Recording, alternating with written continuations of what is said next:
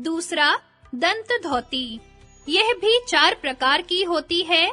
पहला दंत मूल धौती। खैर का रस, सूखी मिट्टी अथवा अन्य किसी औषधि विशेष से दांतों की जड़ को अच्छी प्रकार साफ करें। दूसरा जिह्वा मूल धौती। तर्जनी, मध्यमा और अनामिका अंगुलियों को गले के भीतर डालकर जीभ को जड़ तक बार-बार घिसें। इस प्रकार धीरे-धीरे कफ के दोष को बाहर निकाल दें। तीसरा कर्ण रंध्र धौती।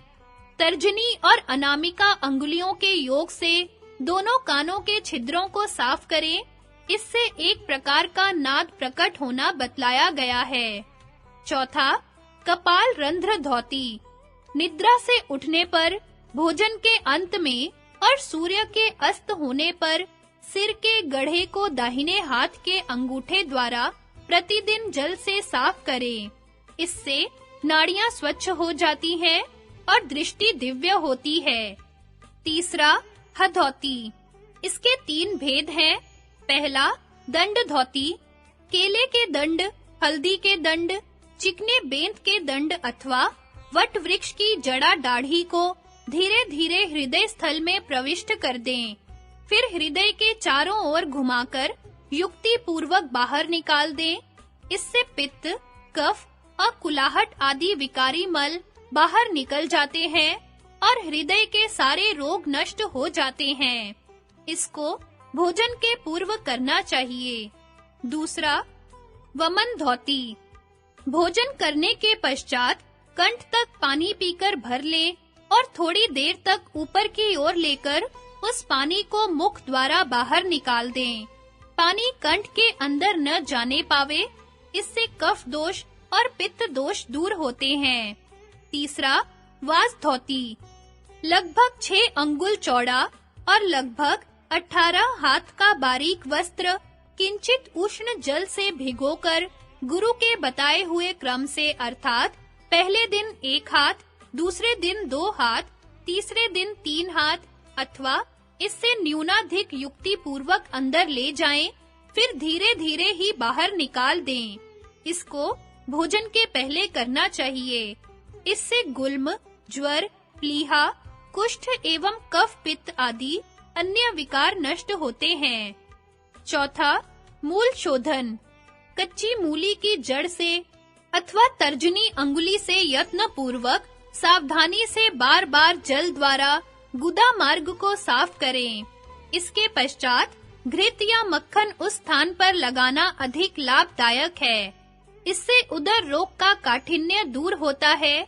आम जनित एवं अजीर्ण जनित रोग उत्पन्न नहीं होते और शरीर पुष्टि और कांति की वृद्धि होती है। यह जठराग्नि को प्रदीप्त करती है। इससे सब प्रकार के अर्श रोग तथा वीर्य दोष भी दूर होते हैं। अंगुली को गुदा के अंदर बराबर कुछ देर तक घुमाते रहने से अंदर का मल बाहर आता रहता है और आंतें साफ होती रहती हैं। इसका अभ्यास हो जाने पर वस्ती लेने की आवश्यकता कम हो जाती है। दूसरा वस्ती। वस्ती मूलाधार के समीप है। इसके साफ करने के कर्म को वस्ती कर्म कहते हैं। एक चिकनी नली को गुदा में ले जाकर नौली कर्म की सहायता से गुदा मार्ग द्वारा वस्ती में जल चढ़ाया और निकाला जाता है। साधारणतया इस क्रिया का करना कठिन है। इसके स्थान पर एनीमा से काम लिया जा सकता है। इससे आंतों का मल जल के साथ मिलकर पतला हो जाता है और शीघ्रता पूर्वक बाहर निकल जाता है। जल चढ़ाने के पूर्व सिरंज द्वारा गुदा में तेल चढ़ाना प्रशस्त है।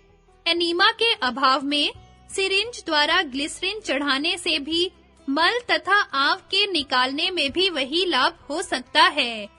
वस्ती में रोगानुसार भिन्न-भिन्न क्वाथादि चढ़ाए जाते हैं, पर साधारण रीति गुनगुने जल में साबुन और लवण अथवा पोटेशियम परमैंगनेट मिलाने की है। वस्ती के 2 भेद हैं, एक जल वस्ती और दूसरी पवन वस्ती। पहला जल वस्ती। किसी बड़े पात्र में नाभि पर्यंत जल भरवाकर अथवा नदी तालाब आदि में जिनका जल शुद्ध हो उत्कुटासन लगाकर बैठा जाए। गुदा मार्ग का आकुंचन और प्रसारण करें, अर्थात उसी जल के अंदर उत्कुटासन से बैठा हुआ गुदा को इस प्रकार सिकोड़े और फैलावें जैसे अश्व आदि मल त्याग के पश्चात किया करते हैं। इससे प्रमेह, कोष्ठ की क्रूरता आदि रोग दूर होते हैं। दूसरा, पवन वस्ती। भूमि पर पश्चिमोत्तान होकर लेट जाएं, फिर अश्विनी मुद्रा द्वारा धीरे-धीरे वस्ती का चालन करें अथवा गुदा मार्ग का आकुंचन और प्रसारण करें। इस अभ्यास से जठराग्नि प्रदीप्त होकर उदरगत आम वात आदि रोगों को नष्ट कर देती है। तीसरा, नेति। नेति कर्म के लिए महीन सूत के 10-15 तार से बटी हुई एक डोरी की आवश्यकता होती है, जिसका एक किनारा नोकदार होता है। नेति को पानी में भिगोकर उसके नोकदार सिरे को एक हाथ से नासिका द्वारा गले में ले जाकर दूसरे हाथ से पकड़ा जाता है। तत्पश्चात 1-2 बार अंदर बाहर चलाकर मुख से निकाल दिया जाता है। इसी प्रकार दूसरे नासिका छिद्र से। इस क्रिया से मस्तिष्क तथा गले की सफाई, नाक, कान, आँख, दांत के दर्द दूर होते हैं और नेत्र की ज्योति बढ़ती है। बारीक मलमल के कपड़े की भी नेति बनाई जा सकती है। जल नेति। क्रम से दोनों नासिका छिद्रों से जल को पीते हुए मुंह से अथवा दूसरे नासिका पुट से निकालने से होती है। कपाल नेति। मुंह में पानी भरकर नासिका छिद्रों से निकालने से होती है। चौथा, नौली। आरंभ में इस क्रिया को एक साथ करना कठिन है, इसलिए 3 भागों में विभक्त करके इसका प्रयास करने में सुगमता होती है। पहला भाग, सीधा खड़ा होकर उदर का वायु बाहर निकालना। दोनों हाथों से दोनों घुटनों को दबाकर पूरा उड्डयन करके, अर्थात पेट को बिल्कुल पीठ से मिलाकर दोनों नलों को उभारा जाता है। प्रथम पूरे उड्डयन का अभ्यास पक्का करना होता है, उसके पश्चात नल स्वयं बाहर उठने लगते हैं।